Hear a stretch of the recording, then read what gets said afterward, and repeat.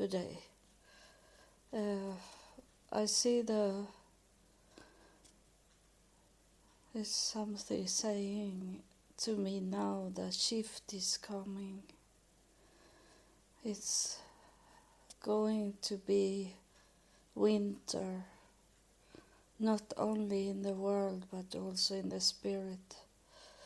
We have the sign of that we live in the last days and in the last generation. It's the sign is there, and the most nice things is that we can reach all over the world without traveling around. We can sit at home and talk to the whole world. It's not more to have much money for to travel away. Everyone can sit and talk to the world today. And but when I started my walk under God, I had to travel, and I was 48 years old when God came. I didn't know Him, and I had to go. It's easy for people to say that we have a free will, but that is under Jesus. But to be under God is not to have your own will. No, there is no freedom. And some people be very angry at me when I am saying that I'm a slave under God, because I am. I have to do, when He tell me to do something, I have to do it. It's not that I can think about myself or think, but I have no money for that, or think if something happened, something bad is coming because I do this, and all these negative thoughts. And no, I can't have these thoughts when God is calling me. Yeah, I have to do it, and I don't. I know it now that I should not say this, that I can't. I can't do everything. If God is calling me to do something, it's working. Even if I don't think so, I will not be able to do it. But I do it. I get it all the time. In a supernatural way, God is doing, so I can do what He tells me to do. And I have to go away from everything. I have to take a flight to United States and have nothing with me, and start over as a very poor person, and with no home, and I was very frightened, worried then, because I didn't know God. In that time, I knew only one, and that I have to take the flight to United States from Sweden, and but I didn't know. I have no plans what I should do in United States. It was only to buy the ticket, and go. And God placed me on the lowest hell, because I was by myself, and I have no friends, no family in the United States. I have no knowledge of how to could survive when without any money and have no home. I didn't know how to survive, but God teach me how to do it. And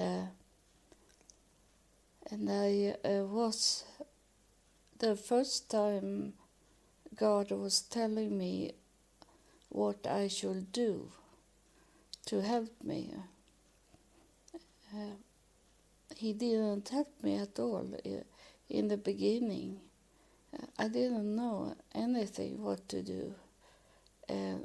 But it come to that time when I was really in angst. I was worried. I was so worried, so my heart could be stopped, because I was in a hotel room that I have got the hotel room from an organization, but now was it time to go. They didn't pay for more nights, and I was laying in my bed and was worried, and I was so poor. I was so poor, so I don't even could pray to God. I didn't know God, so I didn't know what to do. And in the night I wake up, and there was a bright light in the dark room, and there was no, I didn't see any person, but I heard a voice from that light, and the voice say, "You are going to a church tomorrow." And I say to that voice, "What kind of church? What church?" I say to him. And he said to me that he should show me. And I say, "But what should I tell them?" I say to that light. And the light answer me and say, "I will show you." Once again he say, "I will show you." He say that twice to me as an answer. So I fall to sleep, and in the morning I was thinking, because I have been laying in a hotel before in Sweden and the other countries also, that usually it is a Bible in that in the room, the Gideon's Bible. They placed that in every hotel room, and I also was thinking, there is the churches to find, it's in the telephone book. So, but I didn't know it was so many churches. I was in Sweden. I was born in Sweden, and we didn't have so many churches. But there was so many churches in the telephone book, and I didn't know what to choose. But I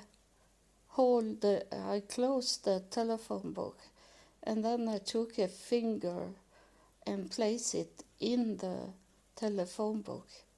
and in that, and my finger was on the Rose of Sharon church, and I was in the border of Virginia State and North Carolina, and but I called the church because I didn't know, but God, of course, knew that it was Sunday in the morning, and I called that church, the Rose of Sharon, and the bishop there in the church, he was very angry at me when I said to him that God come in the night and say that I should go to a church. And he said, then God doesn't talk to anyone, he said to me. And why should he tell you to go to my church? We are only 15 people in that church. Why should he tell you to go to my church? And I didn't know God, but already from the start, God was talking through me, and I heard myself. I was not choosing those words I was saying, but God told the bishop from inside me, and he said that God doesn't matter about the size of the church, and I know it now that it can be a big church and you don't get any help in that big church. Then it can be a small church and you can get all help from that church. It's about their heart, if they want to help you. And that's my experience, that big churches never help. They will only help each other. And so I got help in that church. Here I show him what the Bible verse, that what my finger was on one part in the Bible, what to say to the bishop, and it was Psalm 86, and that is talking about how God raised you up from the lowest hell. People have been very bad to you, but God is there, faithful, and He helps you to come up from the lowest hell, because you are holy. You are poor, but you are holy. And if you are anointed by God and God has picked you, no one can touch you. They can't kill you. You only walk from the lowest hell up where the table is placed in front of your enemies, and you have a table full of things that those that look at the table never can get. It's the spirit table that those people can't get it, because they have never seek God. They have never wanted to have a relationship with God. They have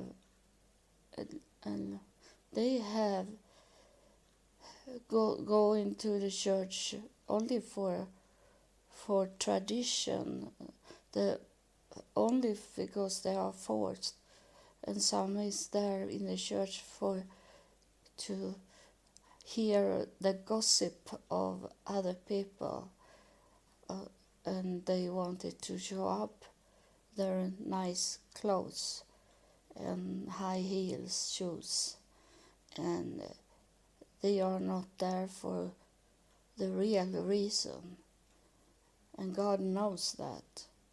So they will never be picked, they will never be anointed, because they are so blinded of the world. So their eyes will never be open, because their mindset is on the world and not on something more in life than what the world can offer, give you. So that's what the bishop come to know. So he felt like it was something with me, so he helped me. And I'm a little tired tonight because I have been out and driving around and in my scooter. I was going to try to reach the sea, the beach today, but there was many obstacles. I could smell the water. I could smell the beach, but I never could reach it. But I was okay. I was satisfied with how far I had coming, and I felt that I don't need to go down to the beach, because the traveling, the ride to the beach was enough to feel the joy, to feel me that I have done what I should do today. It's not about always the goal. It's also about the way, on your way to the goal, that can be very nice and satisfied. So I finish with this, talking about to not only focus on the goal, but also enjoy your ride, your journey to the goal. It's in God's will, and I thank you for listen to me, and I hope you want to listen to me more times. And I am an ordained pastor, but I walk away from that church that ordained me because they were money hungry. They love money. So I told the bishop that I'm leaving because God is not about money. So I left, and I'm glad I did it, because money means nothing. Titles means nothing for me. I only want to do the work for God, and that's it. So God bless you, and thank you once again for listening to me.